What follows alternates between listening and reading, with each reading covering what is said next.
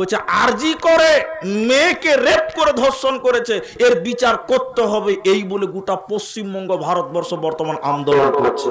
করছেই করছে না? জোরে বলুন, করছেই করছে না? তার মানে শান্তি নেই। আবার এই আরজি করের এই মহিলা, এই মেয়েটাকে নিয়েও এখন রাজনীতি চলছে। চলছে কি চলছে না? কিছু লোক করছে না গো? এই মৌমিতা, এই ডাক্তার মেয়েটাকে ধর্ষণ করে মেরেছে, এটাকে নিয়ে রাজনীতি করছে। কিন্তু আমরা মুসলিম, আমরা কোনো মেয়েকে হত্যা করলে, ধর্ষণ করলে আমাদের ইসলাম এর বিচার ব্যবস্থা দিয়েছে, দেয়নি? বলুন, দিয়েছে কি দেয়নি?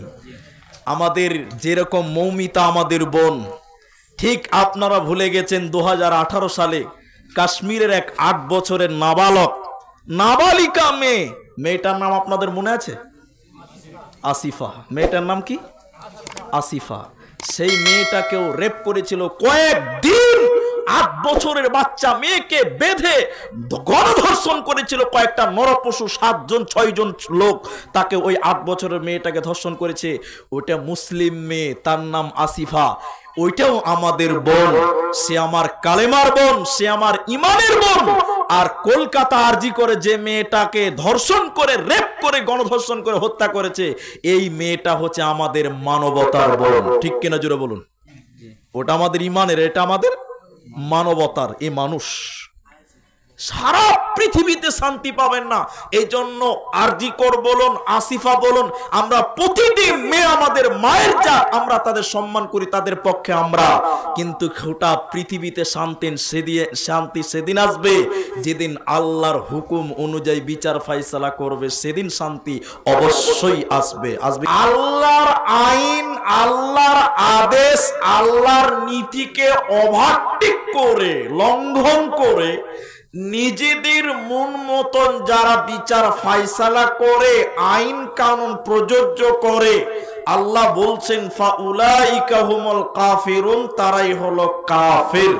আর কাফেরের প্রতি আল্লাহ দয়া করবেন না, অনুগ্রহ করবেন না। আল্লাহ তাদের রিজিকে বরকত দেবে? বলুন, দেবে? দেবে না। এখন আমি, আপনি, আপনার, আমার গ্রামের বিচার ফাইসালা যেগুলো হচ্ছে, এগুলো কোরআন হাদিস মোতাবিক হচ্ছে কি হচ্ছে না? আপনারা বলেন, হচ্ছে? এরা কথা বলে না, হচ্ছে? হয় না।